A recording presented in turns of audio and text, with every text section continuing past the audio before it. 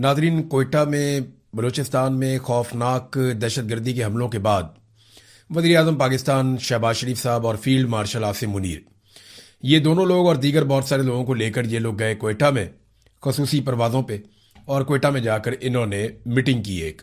लेकिन जिन लोगों के साथ दहशतगर्दी हुई, जिन लोगों के साथ जुल्म हुआ, उनसे मुलाकात नहीं की गई। वो लोग इंतज़ार करते रहे, बार बार कहते रहे, बल्कि पैगामात भी आए कि लवाहिकीन से मुलाकात की जाए, उनके शिकवे उनके गिले सुने जाएं। लेकिन ना तो फील्ड मार्शल ने उनकी बात सुनी और ना ही शहबाज शरीफ ने उनकी बात सुनी। देखिए, मामला ये है कि लाशें तो इनको चाहिए, लाशों के साथ नमाज जनाजा के साथ नमाज जनाजा पढ़ते हुए मैयत को कंधा देते हुए तो वीडियो और तस्वीर अच्छी बन जाती है। लेकिन जब जिंदा लोगों से आप बात करते हैं तो वो गिले करते हैं, शिकवे करते हैं, वो सवाल पूछते हैं और सवालों के जवाब इनके पास है नहीं। लिहाजा उनसे मुलाकात नहीं की और ये उन्हें छोड़कर वो एहतजाज कर रहे थे। उन्होंने अपने लवाहिकीन यानी पुलिस वालों की लाशें सड़कों पे रखी हुई थी। वो इंतज़ार कर रहे थे कि हमसे कोई बात करेगा। भाई, आप वहाँ नहीं जा सकते तो आप उन्हें पैगाम भिजवाइए कि अपने नुमाइंदगान को भेजें, हमारे साथ आकर बैठ कर बात करें। लेकिन उनसे बात नहीं की और शहबाज शरीफ साहब वापस आ गए। अगर ये वहाँ ना गए होते या फील्ड मार्शल या शहबाज शरीफ वहाँ पे ना होते तो हम कहते ठीक है जी, ये वहाँ पे है ही नहीं तो ये कैसे बात करें। फिर तो कहा जाता कि बुकटी को बात करनी चाहिए। लेकिन जब ये गए वहाँ पे तो इसी मकसद के लिए गए थे ना, जो लोग शहीद हुए उनसे इजहार यकजहती के लिए। उनके लवाहिकीन को मिले बगैर आ गए, वहाँ पे कोई बातचीत भी नहीं की उनके साथ। तो अपने तौर पे कहते जी एपेक्स कमेटी में हमने बड़े अहम फैसले कर लिए हैं। मैं ना आपको एक कांस्टेबल की कहानी सुनाता हूँ। ये एक पुलिस एहलकार है बलूचिस्तान में, नाम है इसका अकबर शरानी। बिल्कुल एक नौजवान पुलिस एहलकार है। एक हफ्ते के बाद इसकी शादी थी। ये शहीद हो गया इस इंसिडेंट में। इसकी लाश अस्पताल से निकाली इसके लवाहिकीन ने और लाकर सड़क पे रखी और एहतजाज कर रहे थे। इसकी 7 बहनें हैं, ये इकलौता भाई है और इसका कोई भाई नहीं है। ये अपने माँ बाप का वाहिद सहारा भी है। तो इसकी लाश जो है वो बहुत ही गरीब है। इसके घर वाले इतने अमीर लोग नहीं है। वो बेचारे पहले बड़ी मुश्किल से इसकी लाश उन्होंने हासिल की, सड़क पे लेकर गए, वहां एहतजाज कर रहे थे। एहतजाज करने के बाद आबाई इलाके में लाश को मुंतकिल करना था। तो उन्होंने हुकूमत से रब्ता किया, सरकार से रब्ता किया कि जनाब एक एम्बुलेंस दे दें, हमने अपनी लाश को घर लेकर जाना, एक शहीद की लाश को। और उन्हें एम्बुलेंस नहीं दी गई सरकारी।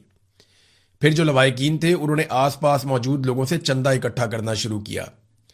30,000 रुपया उन्होंने चंदा इकट्ठा किया, आपस में पैसे डाले और कुछ उन्होंने इधर उधर से चंदा इकट्ठा किया और उस चंदे के पैसे से उन्होंने एक एम्बुलेंस का बंदोबस्त किया और उसमें अपने शहीद की मैयत को लेकर अपने इलाके में चले गए।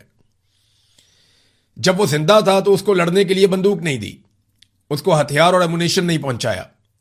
और जो डीएसपी लेकर जा रहा था हथियारों को, उसे रास्ते में रोका गया। ये भी एक खबर आई है, मैं इसकी तस्दीक कर रहा हूं, हो जाएगी, कि बजाय इसके कि फोर्सेस फौरी तौर पे हथियार और कुमक पहुंचाती पुलिस वाले जो लड़ रहे थे उनको, जो कुमक या हथियार कोई लेकर जा रहा था उन्हें भी एहलकारों को रोका गया रास्ते में। फिर मकामी लोग निकले अपने वेपन्स लेकर, जितने उनके महदूद वेपन्स थे, उन्होंने भी मुकाबला किया। लेकिन 200 शरपसंद थे या 200 दहशतगर्द थे जिन्होंने हमला किया हुआ था। अब ये 200 दहशतगर्द कौन थे ये मैं आपको बताता हूं। इन दहशतगर्दों ने, इतने जालिम लोग हैं, इन्होंने लाशों के ऊपर तेजाब और केमिकल भी फेंका है। अब इनके पास तेजाब कहां से आया, केमिकल कहां से आया, और बिल्कुल कोयटा के करीब बलूचिस्तान में ये लोग पहाड़ों पे कैसे मौजूद हैं। वो तो बड़ा कीमती इलाका है, वहां तो मादनियात है, वो बड़ी जबरदस्त सैरगाह है। उस इलाके में इतने बड़े पैमाने पर दहशतगर्द कैसे आ गए, उन्हें खुराक की रसद कैसे पहुंचती है, उन्हें हथियार कैसे पहुंचते हैं, जबकि इस पूरे एरिया को सिक्योरिटी फोर्सेस ने हर तरफ से घेरा हुआ है। ये सवाल मैं बार बार अपने आप से भी पूछ रहा था, मकामी लोगों से भी पूछ रहा था। तो मुझे एक चीज पता चली कि यानी जो क्लेम मेरे सामने आया वो ये है कि ये अफगानिस्तान की जो अफगान फोर्सेस थी ये उनके लोग भी हैं। अफगान फोर्सेस के बारे में मैं आपको बता देता हूं। जब तालिबान ने अफगानिस्तान के ऊपर कब्जा किया तो अफगान फोर्सेस के एक बहुत बड़े हिस्से ने सरेंडर कर दिया था। लेकिन उनमें से कुछ लोग जो है वो पाक अफगान बॉर्डर एरियाज में आकर छुप गए थे और उन्होंने पनाह ले ली थी। और क्योंकि पाकिस्तान की फौज बड़े लंबे अरसे से उनके साथ काम करती रही है तो उन्हें मौका भी मिला। अब वो लोग भी यहां पे बहुत बड़ी तादाद में मौजूद हैं जिनके पास ट्रेनिंग भी है और जदीद हथियार भी है। अब कुछ ज़राए ये कह रहे हैं कि उन्हें यहां पे इसलिए पनाह दी गई थी क्योंकि वो तालिबान के दुश्मन है और जब मौका मिलेगा तो उन्हें तालिबान के खिलाफ इस्तेमाल किया जा सकता है, और उन्हें टीटीपी से लड़वाने के लिए यहां पे इकट्ठा किया गया। अब कुल मिलाकर हमें जो बलूचिस्तान से पिक्चर आ रही है वो ये है कि स्मगलरों को इकट्ठा किया जा रहा है, उन्हें मुसल्ला किया जा रहा है, जो जराइम पेशा लोग हैं जिनके सरों के ऊपर इनामात थे उन्हें भी इकट्ठा किया जा रहा है, फ्री हैंड दिया जा रहा है। फिर जो अफगान फोर्सेस थी जिनसे तालिबान लड़ते थे वो भी यहां पे इकट्ठे किए गए हैं। तो इस तरह अलग अलग किस्म के ग्रुप्स को इकट्ठा करके एक बहुत बड़ी फोर्स तैयार की जा रही है अलग अलग किस्म की, और इनका काम है ये नेशनलिस्ट जो है उनके साथ लड़े, कौम परस्तों के साथ, या बीएलए के साथ लड़े, या दीगर तंजीमों के साथ लड़े, या टीटीपी के साथ लड़े। यानी पाकिस्तान में एक के बाद एक प्रॉक्सी बनाई और तैयार की जा रही है। लेकिन याद रखिएगा, प्रॉक्सी बनाने के खेल में पाकिस्तान को हमेशा नुकसान हुआ है। इदारों ने वक्ती तौर पर फायदा हासिल किया, लेकिन end of the day ultimately Pakistan को इसका नुकसान हुआ है। बलूचिस्तान की इस वक्त की सूरत हाल यह है कि ट्रेनें तक बंद कर दी गई हैं, यानी महदूद मुद्दत तक के लिए ट्रेनें बंद कर दी गई हैं और बलूचिस्तान में आमदोरफ्त रोक दी गई है। यानी मैं फिर आपको दोबारा वहां ले जाता हूं कि खसूसी तैयारों के ऊपर बैठ के फील्ड मार्शल और शहबाज शरीफ और उनके लोग पहुंचे हैं कोयटा में। क्यों पहुंचे? कि ये लोग शहीद हो गए थे। अब वो जो शहीद है उनके लिए एम्बुलेंस भी नहीं है, यानी शहबाज शरीफ के लिए, फील्ड मार्शल के लिए, बाकियों के लिए खसूसी तैयारे हैं। वो अपने खसूसी तैयारों में वीवीआईपी प्रोटोकॉल के साथ वो पहुंच जाते हैं कोयटा में, जबकि ये जो शहीद अहलकार है जिसके लिए वहां पे इकट्ठे हुए हैं, इसको इसकी मैयत इसके इलाके तक पहुंचाने के लिए एम्बुलेंस भी नहीं दे रहे। वो बेचारे चंदा जमा करके अपने शहीद अहलकार को लेकर जा रहे हैं। 9 अहलकार नाजरीन बाजियाब करवाए गए हैं। अब इसका क्रेडिट, इससे पहले कि कोई ले, मैं आपको असल खबर बता देता हूं। ये 9 अहलकार कैसे बाजियाब हुए। जो रोजनामा कुदरत है उसके अंदर ये खबर छपी है बलूचिस्तान से। वो ये बताते हैं कि अभी तक इन इतलात की मुकम्मल तौर पर तस्दीक या तस्वीर वीडियो सामने नहीं आई, मगर हना ओड़क से जो अगवा होने वाले 9 अफराद हैं उनको मुसल्ला अफराद ने रिहा कर दिया। जराये के मुताबिक मगवी अफराद की रिहाई के लिए कल इलाके के बुजुर्गों और मोतबरीन का एक वफद पहाड़ों में मुसल्ला अफराद के पास गया था। आज मगरिब को मुसल्ला अफराद जो खुद को टीटीपी वाले कह रहे हैं उन्होंने मगवियों को रिहा कर दिया है। यानी वो जो मुसल्ला अफराद पहाड़ों में बैठे हुए हैं उन्होंने जो अगवा किए हुए लोग थे उनमें से 9 को रिहा कर दिया है। और वहां पे आपको ये भी पता है कि 18 के करीब लोगों को शहीद करके उनकी लाशें पहाड़ों में जो है वो फेंक दी गई थी, जिन्हें फिर बाद में मुतासरीन और लवाहिकीन अपनी मदद आपके तहत वहां पे मजदूरों और गाड़ियों को ले जाकर उठाकर लाए थे। पुलिस के अंदर नाजरीन सख्त गुस्सा है, लवाहिकीन के अंदर सख्त गुस्सा है। वो गिले और शिकवे कर रहे हैं कि जी आपने हमारे बच्चों को मरने के लिए छोड़ दिया, जबकि पुलिस में सख्त रद्द अमल है। अब वो फोर्स है एक, मैं नहीं चाहता कि ऐसा कभी हो, लेकिन ऐसा दिखाई देता है कि उनके लिए ड्यूटी करना मुश्किल होता चला जा रहा है। वो अपने आप को बेबस और तनहा महसूस कर रहे हैं। और ऐसी ही चीजें खैबर पख्तूनख्वा की पुलिस के अंदर से भी सामने आई थी कि उन्हें ना तो सहूलियात दी जाती हैं और लड़ाई बहुत बड़ी है जिसके अंदर उन्हें धकेल दिया जाता है। तो उस तरह की लड़ाई के लिए उनको इक्विपमेंट भी दिया जाए ना, उन्हें तैयारी भी की जाए। लेकिन पुलिस को बहरहाल धकेल दिया गया। और शहबाज शरीफ साहब जब गए यहां पे कोयटा में तो इन्होंने सबके खिलाफ बात की, लेकिन भारत के खिलाफ बात नहीं की। DGISPR या आर्मी चीफ, ये लोग रोज कहते हैं फितनतुल हिंदुस्तान अल खवारिज और फितनतुल इसराइल और यहूदुल, पता नहीं क्या कुछ इनके अजीब अजीब फितने नाम रखे हुए। इतनी ज्यादा अरबी बोलते हैं हमें तो समझ नहीं आती, तो वो नाम भी अरबियों के अंदर रखते हैं। तो मामला ये है कि सीधी सीधी बात अभी दहशतगर्द है। अब DGISPR कहते हैं कि इंडिया की जो एजेंसियां हैं वो पाकिस्तान के अंदर दहशतगर्दी करवा रही हैं। वजह वो ये बताते हैं कि वो दहशतगर्दी इसलिए करवा रहे हैं कि पाकिस्तान में तरक्की और इस्तेहकाम जो है वो भारत से हजम नहीं हो रहा। तो मेरा सवाल यह है कि पाकिस्तान की वो ऐसी कौन सी तरक्की है, किसी एक चीज में आप बता दें जो भारत को हजम नहीं हो रहा। यानी आप मईशत के अंदर आप नीचे जा रहे हैं, दहशतगर्दी आप नीचे जा रहे हैं, इन्वायरमेंट आप नीचे जा रहे हैं, बेरोजगारी बढ़ गई है, गुर्बत बढ़ गई है, पाकिस्तान में लोग पाकिस्तान छोड़ छोड़ कर जा रहे हैं, सरमायाकारी पाकिस्तान में आ नहीं रही बल्कि पाकिस्तान से बाहर पैसा मनी लॉन्डर हो रहा है, इंडस्ट्री आपकी बैठ गई है, मल्टीनेशनल कंपनी आपको छोड़ छोड़ के जा रही हैं, मुल्क के असासे आप बेचते चले जा रहे हैं बारी बारी। इस्तेहकाम की हालत यह है कि पाकिस्तान में किसी को नहीं पता कल ये हुकूमत होगी या नहीं होगी। हालात ये हैं इस्तेहकाम के कि फील्ड मार्शल जो सबसे पाकिस्तान का ताकतवर आदमी है, सबसे ज्यादा बंदूकें उसके पास है या उसके कंट्रोल में है, उन्हें इस्तेस्ना लेना पड़ जाता है कि पता नहीं कल मेरे साथ क्या हो जाएगा। जब इस तरह की सूरत हाल है तो दुश्मन आपकी कौन सी तरक्की से और इस्तेहकाम से खाइफ हो रहा है, मुझे तो समझ नहीं आ रही। लेकिन होता पता है क्या है, पाकिस्तान में जब भी कोई नालायकी होती है ना पाकिस्तान के इंटेलिजेंस इदारों से और दहशतगर्दी के बड़े बड़े वाकयात होते हैं, अब देखें ना चागी में आते हैं वो आगे पूरे चागी को कंट्रोल कर लेते हैं, फिर वो अपनी मनमानी करते हैं कई घंटों तक, फिर जब दिल करता है वो चले जाते हैं बीएलए वाले। और पाकिस्तान की इंटेलिजेंस एजेंसियों को कानों कान खबर ही नहीं होती, इन्हें पता ही नहीं चलता।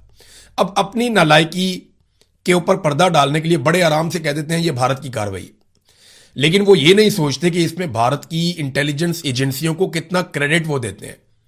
एक फौज का तर्जुमान खुद ये कह रहा है कि हम नाकाम हो रहे हैं और उसकी वजह यह है कि दुश्मन मुल्क की एजेंसियां कामयाब हो रही हैं। ये आप सिर्फ ब्लेम गेम नहीं कर रहे, ये आप भारत की इंटेलिजेंस एजेंसियों को शाबाश या उनको क्रेडिट दे रहे हैं कि जनाब वो बहुत अच्छा काम कर, वो अच्छा काम कर रहे हैं तो आप क्या कर रहे हैं? आप क्या कर रहे हैं? आपने कहां पे रोकी दहशतगर्दी? लगातार दहशतगर्दी के वाकयात बढ़ते चले जा रहे हैं, एक के बाद दूसरा, तीसरा, चौथा, पांचवा, कहां पे जाके ब्रेक लगेगी? बाद में खबर दे दी जाती है जी हमने कामयाब ऑपरेशन किया। वो पता चला कामयाब ऑपरेशन ये था कि बुजुर्ग गए जाके उनसे बातचीत करके कबायली तरीके से वो अपने कुछ बाजियाब लोगों को वापस लेकर आए, लाशें भी जाके उन्होंने अपनी खुद उठाई, और बजाय बंदे बाजियाब करवाने के वहां पे बंदे जो है वो शहीद हो गए। तो कामयाब ऑपरेशन आप किसे कहते हैं? जी हमारे जो है 42 मारे गए, उनके 50 मारे गए या 55 मारे गए। ये क्या बात हुई? ये कैसे हो सकता है कि सिक्योरिटी फोर्सेस का एक भी आदमी कत्ल किया जाए? आपको पाकिस्तान को अभी नोशकी के अंदर इत्तला आ रही है कि वहां पे पुलिस वालों पे फायरिंग हुई है, बहुत सारे जख्मी हो गए, 2 शहीद हो गए वहां पे भी। हर थोड़ी देर के बाद बलूचिस्तान से कोई ना कोई बुरी खबर आती है, और बलूचिस्तान को यहां तक पहुंचाया पाकिस्तान की मिलिट्री एस्टेब्लिशमेंट ने। उन्हें समझ ही नहीं आ रही बात की कि बलूचिस्तान को उन्होंने कहां से कहां पहुंचा दिया। और शहबाज शरीफ को देखे, वो नवाज शरीफ की पॉलिसी पे चल रहे हैं। उन्होंने एक मरतबा भी भारत का नाम नहीं लिया। डीजी आईएसपीआर सारा क्रेडिट भारत को देते हैं और शहबाज शरीफ साहब भारत का नाम भी नहीं लेते। भी वजीर आजम को भी बोले ना, इमरान खान तो बहुत खुलकर बात करते थे, जो बात जहां फिक्स होती थी वहां पे बात करते थे कि जनाब इसने ये किया, इसने ये किया, इसने ये किया। उन्होंने तो डोनाल्ड ट्रंप को भी जवाब दिया था, लेकिन शहबाज शरीफ साहब मुझे नहीं लगता कि ये जवाब दे पाएंगे। और साबित करना चाहते हैं कि बलूचिस्तान के हालात बिल्कुल नॉर्मल है, वहां पे रिट ऑफ द गवर्नमेंट कायम है, और उसके लिए सहाफियों को इकट्ठा करते हैं, कभी यहां से, कभी वहां से, कभी वहां से। अब तो इनको सहाफी भी नॉन सीरियस किस्म के वाजुकात मिलते हैं। मैं हर दफा नहीं कह रहा, ज्यादातर उनको नॉन सीरियस किस्म के लोग ही मिलते हैं। जिन लोगों को सहाफत की अलिफ बे का भी नहीं पता, उन्हें भी इकट्ठा करके ये ले जाते हैं बलूचिस्तान में। क्या हो तुम्हें कोर्स करवाएं, आओ तुम्हें दिखाएं बलूचिस्तान के हालात कितने अच्छे हैं। इसी तरह अगर आप 60 और 70 की दहाई के अखबार पढ़े ना, 60 से 70 के बीच का जो टाइम था, आप अखबार पढ़ें, उस दौर की किताबों को आप कंघालें, तो आपको पता चलेगा कि इसी तरह सहाफियों को जहाज़ों में भर भर के ले जाया जाता था। कहां पे? बांग्लादेश में। और वो वापस आकर ये खबरें देते थे, जनाब वहां पे तो कमाल हो गया, पाकिस्तान के साथ मोहब्बत की वहां पे एक मिसाल कायम होगी, एक लाजवाल पाकिस्तान के साथ मोहब्बत की कहानियां उस दौर में उन लिखारियों ने लिखी हैं, अखबारात में छापी गई, किताबों में लिखी गई। तो वो यही कहानी हमें सुना रहे थे कि जनाब बंगाली तो मर मिटे पाकिस्तानियों के ऊपर, वो इधर वालों से बहुत प्यार करते हैं, वो इश्क करते हैं, वो पाकिस्तानी फौजियों को हार पहना रहे हैं, वो ये कहानियां हमारे यहां पे सब अच्छा की रिपोर्ट दी जा रही थी। और इसी तरह के सहाफियों को जो आज भी इनको मैसर है, उस दौर में मैसर से ले जाया जा रहा था, और उस दौर में भी वही कहानियां थी जो आज भी है। मैं चंद अल्फाज आपको बताता हूं ना, ये अल्फाज कभी बदलेंगे ही नहीं। यानी फितना ये लफ्ज उस वक्त भी इस्तेमाल होता था, मुट्ठी भर शर पसंद ये भी उस वक्त कहे, आज भी वही कहते हैं। दुश्मन के आलाकार ये तब भी था, अब भी है। बैरून मुल्क साजिशी अनासिर ये तब भी है, अब भी है। तरक्की से खौफजदा ये तब भी है, अब भी है। सीसा पिलाई दीवार बन जाएंगे ये तब भी कहते थे, अब भी कहते हैं। आजम का इजहार ये हर दफा नया आजम करते हैं। इजाजत नहीं देंगे, यानी कोई यहां पे देखेगा आंख निकाल देंगे, इजाजत नहीं देंगे, ये बहुत पुरानी धमकी है। एज इट इज ये जुमले आज तक चल रहे हैं। फिर एक बड़ा खास जुमला, नाजुक मोड़, ये पाकिस्तान नाजुक मोड़ से ही गोल दायरे में घूमता जा रहा है। मुल्क हमेशा इन्होंने नाजुक मोड़ पे ही रखा है। खुद चाहे जैसी मर्जी ये जिंदगी गुजारे, बैरून मुल्क जजीरों में अपने घर ले लें, लेकिन मुल्क को नाजुक मोड़ से इन्होंने किसी और तरफ मुड़ने नहीं दिया, किसी सीधे ट्रैक पे आने नहीं दिया मुल्क को। तो ये अल्फाज आपको याद रखने पड़ेंगे, क्योंकि यही आप सुनते रहेंगे हमेशा, हम पहले भी यही सुनते रहे हैं। फिर कासिम सूरी साहब ने एक बात की तरफ तवज्जो दिलाई, उन्होंने कहा जी ये जहां पे लड़ाई हो रही है ना, या जहां पे लाके ये लोग बैठ गए आके, या बिठाया गया या आकर बैठ गए हैं, ये एरिया ना सिर्फ बड़ा सेंसिटिव है बल्कि बड़ा कीमती भी है। और वो ये कहते हैं कि यहां पे जब से माइंस एंड मिनरल्स का बिल पास हुआ है, उस वक्त से यहां पे दहशतगर्दी के वाकयात शुरू हुए हैं। यहां पर डीएचए भी जमीनें खरीदना चाहता था, क्या यह सारा खेल कीमती मादनियात और जमीनों पर कब्जे के लिए खेला जा रहा है? बलूचिस्तान के लोग अब फितनतुल हिंदुस्तान, फितनतुल खवारिज जैसी बातों में नहीं आते। 2 साल से पाकिस्तान अफगानिस्तान बॉर्डर सील है, तो दहशतगर्द कहां से आ रहे हैं? ये बड़ा इंपॉर्टेंट सवाल है। मैंने आपको बताया ना कि जो अफगान फोर्सेस थी उनको भी अब पाकिस्तान के अंदर जो है वो बड़ी सहूलत मैसर है, वो भी यहां पे रहते हैं। नादरीन, एक और चीज मैं आपके सामने रखता हूं। ये मुफ्ती तकी उस्मानी साहब है, इन्होंने एक स्टेटमेंट दे दिया। मुफ्ती तकी उस्मानी साहब पाकिस्तान के सबसे बड़े मुफ्ती हैं। वो ये कहते हैं जी क्रिप्टो करेंसी को माल करार नहीं दिया जा सकता, इसकी खरीदो फरोख्त जायज नहीं है। ये फतवा है कि क्रिप्टो जायज नहीं है, ये उन्होंने फतवा दे दिया। मेरा उनसे सवाल है कि मुफ्ती तकी उस्मानी साहब आप ये बताएं कि क्या फार्म 47 के ऊपर बनाई हुई जाली हुकूमत जायज है? उस पर भी आप बता दें। उसको चलाना ये जायज है? जिन्होंने बनाई उन्होंने जायज काम किया? किसी सरकारी मुलाजिम का अपने हलफ की खिलाफ वर्जी करना और बार बार करना, क्या यह जायज है? गरीब के नेफे में पिस्तौल चला देना और अमीर के नारे के साथ लटक जाना, क्या यह जायज है? बताएं ना, इसके बारे में भी आप अपनी राय जरूर दीजिएगा कौम को। फिर यह बताएं कि ताहयात ओहदे और इस्तिस्ना लेना, क्या यह जायज है? डोनाल्ड ट्रंप को नोबेल इनाम के लिए नामजद करना, क्या यह जायज है? इसके ऊपर भी आप लबकुशाई करें, जरा पता चले पाकिस्तानियों को मजीद चीजों के बारे में आपकी राय उनके सामने आनी चाहिए। नाज़रीन, कश्मीर के बारे में मैं एक चीज आपको बताऊं, वहां पे ना एक बड़े ऑपरेशन की मनसूबाबंदी की जा रही है। जो कश्मीर में हमारे दोस्त हैं वो जरा आप खबरदार रहे। मेरे पास 3 सोर्सेज से ये इतला आई थी, मैं इसको कंफर्म कर रहा था और अब मुझे समझ भी आ रही है इस बात की कि क्यों एक ऑपरेशन की प्लानिंग की जा रही है। कश्मीर में एक बात तो बड़ी क्लियर कर दी गई है कि या तो इलेक्शन मुलतवी किए जाएंगे कश्मीर में, या फिर एक ऑपरेशन किया जाएगा और वो ऑपरेशन इसी हफ्ते के अंदर होगा। क्योंकि ऑपरेशन से पहले इनको कम से कम 2 हफ्ते चाहिए कंपेन के लिए, निकलने के लिए, कोई ना कोई चीजों को आगे पीछे करने के लिए। या तो इनको इलेक्शन चंद महीने आगे लेकर जाना पड़ेगा और इस चीज को डिफ्यूज करना पड़ेगा। बसूरत दीगर इसी हफ्ते में खुदा ना खास्ता कश्मीर के अंदर एक खौफनाक ऑपरेशन हो सकता है और इस ऑपरेशन के अंदर काफी नुकसान भी हो सकता है। इसकी प्लानिंग की जा रही है और इसके अंदर किस तरीके से ये ऑपरेशन किया जाएगा मैं अभी कुछ कहना नहीं चाहता, लेकिन मेरे सोर्स ने मुझे ये बताया कि हर तरह का सामान इस्तेमाल किया जाएगा, पूरे वसाइल लगाए जाएंगे और इसको वंस फॉर ऑल किया जाएगा। एक ही दफा करें और सब खत्म करें, दोबारा ये कभी इकट्ठे ना हो। और खास तौर पे जो 4-6 लोग मेन टारगेट हैं उनको अचीव करने की कोशिश की जाएगी इस मर्तबा। यह है नाजरीन सूरत हाल कश्मीर की। लेकिन कश्मीर के लोग पीछे हटने को तैयार ही नहीं है, वो एक कदम पीछे नहीं हटते। हाँ, रजा डार के बारे में कहते हैं जी आजकल बात नहीं हो रही, वो मीडिया को मना किया गया। डार फैमिली का आदमी है ना, इसाक डार का नवासा है, तो फिर कैसे हो सकता है? रजा डार के बारे में बहुत सारे लोग कह रहे थे बात नहीं हो रही, तो मैं एक खबर फिर मैंने निकाली है और पुलिस जरा से मुझे पता चला है। जो लोग परेशान है रजा डार के बारे में, वो बिल्कुल परेशान ना हो, बिल्कुल आराम में है, सुकून में है, उसे किसी किस्म की कोई दिक्कत नहीं है, कोई तकलीफ या तंगी नहीं है, बिल्कुल वो मजे में है। और बड़ी जल्दी जो है ना, बड़ी तेजी से उसको बाहर निकालने का काम वो भी जारी है और उसके रास्ते पे तेजी से काम हो रहा है कि किस रास्ते से इसको बाहर निकालना है, तो वो बाहर भी आ जाएगा। ज्यादा फिक्र करने की जरूरत नहीं है। जो लोग हलकान हो रहे हैं, दुबले हुए जा रहे हैं कि डार फैमिली का, शाही खानदान से एक लड़का इतनी देर तक जेल में कैसे रह सकता है, सुलाखों के पीछे कैसे रह सकता है, वो बिल्कुल कंफर्टेबल है, बेहतरीन सहूलियात उसको मैसर है, वो बहुत मजे में अपनी जिंदगी गुजार रहा है, वो एसी के अंदर है, अब बेफिक्र रहे, कुछ नहीं हुआ उसे, और ना कोई उसके साथ सख्ती की गई है, ना उससे कोई सख्त सवाल करने की जुर्रत कर सकता है, तो जल्द वो बाहर भी आ जाएगा। नाज़रीन, जाते जाते क्योंकि मैंने पिछले वीलॉग में आपसे कहा था, तो मैं इस वीलॉग में आपको जरूर बताता हूं कि आलिया हमजा ने जेल से बैठकर मरियम नवाज को जवाब क्या दिया। आलिया हमजा ने कहा कि जनाब, आपने कहा कि आपकी जेल में ये हो गया वो हो गया, तो अब आलिया हमजा ने जवाब दिया कि हमारी जेल क्या है और आपकी जेल क्या है। मरियम नवाज साहबा, आपकी जेल में एक अलग कमरा, अटैच बाथरूम, वॉक के लिए अलग जगह और ऊपर शेड मौजूद था, जबकि 120 खवातीन की बैरक में 2 बाथरूमों पर गुजारा हम कर रहे हैं। पानी हो तो किस्मत, ना हो तो कितार में लगकर हम सब्र से इंतजार करते हैं। नंबर 2, उन्होंने कहा कि आपको जनाब सीओ की सहूलत भी मौजूद थी, आप घर में फोन भी कर लेती थी, आपके राब्ते भी रहते थे। हमें ना तो फोन मिलता है, ना पीसीओ की सहूलत है, ना सुकून से घर वालों से बात करने की इजाजत है। आपका खाना हर दिन 2 मरतबा आपके घर से आता था, हमें सिर्फ हफ्ते में 1 दिन सिर्फ 20 मिनट की मुलाकात की इजाजत है, वो भी कैमरों की निगरानी में। कपड़े रोजाना इस्त्री होकर आपके आते थे, हफ्ते में सिर्फ 1 बार हमें घर से खाना मिलता है और हफ्ते में सिर्फ 2 जोड़े कपड़े लाने की इजाजत है, जबकि आपके कपड़े रोजाना घर से इस्त्री होकर आते थे।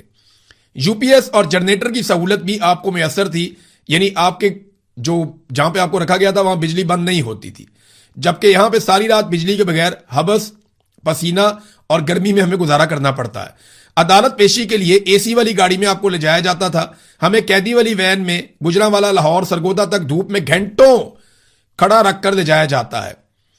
आप खुद को गैर महफूज कहकर वॉक के लिए पूरी जेल बंद करवा लेती थी और बाहर निकलकर वॉक करती थी, और कैदी खवातीन के यूनिफॉर्म तक आपकी पसंद के मुताबिक सफेद करवाए गए थे कि जनाब ये जो कैदी खवातीन के यूनिफॉर्म है, इनसे मुझे चिढ़ होती है, इनको दूसरे सिविल कपड़े इनको पहनाएं, ये यूनिफॉर्म नहीं होना चाहिए।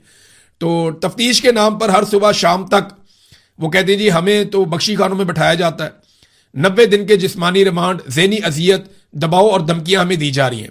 और मरियम नवाज साहिबा, असल फर्क यह है कि आपने जेल नहीं काटी, जेल को अपनी सहूलियत के मुताबिक आपने इस्तेमाल किया है, और हमने जेल को वैसे झेला है जैसे सियासी कैदी जेल को झेलते हैं, गर्मी में और सख्ती में, महरूमी में, बेबसी में, मगर हमने सर उठाकर जेल काटी है। फिर उन्होंने कहा कि अगर जेल में हौसला, साबित कदमी और मज़ामत का सबक मरियम नवाज साहिबा आपने लेना है तो फिर इमरान खान की खवातीन से सीखिए, जो हर बार सख्ती के बावजूद सर उठाकर मुस्कुराकर साबित कदमी के साथ सामने आई, ना हीट वेव के नोहे पड़े, ना प्लेटलेस के मरसिए पड़े, और ना एसी ना मिलने की दुहाइयां दी, झूठे मुकदमात सहे, गद्दारी के इल्जामात झेले, जेलें काटी, ज़हनी अजियत हमने बर्दाश्त की। ना हमारा लीडर लंदन भागा और ना हम भागेंगे। हम मुजामत की दास्तान लिख रहे हैं, सरकारी मेहमान नवाजी की नहीं। तो मरियम नवाज को बहुत टका के जो है वो तमाचा रसीद किया है जेल से बैठकर आलिया हमजा साहिबा ने, और उन्हें आईना दिखाया कि आपकी जेल क्या थी और हमारी जेल क्या है।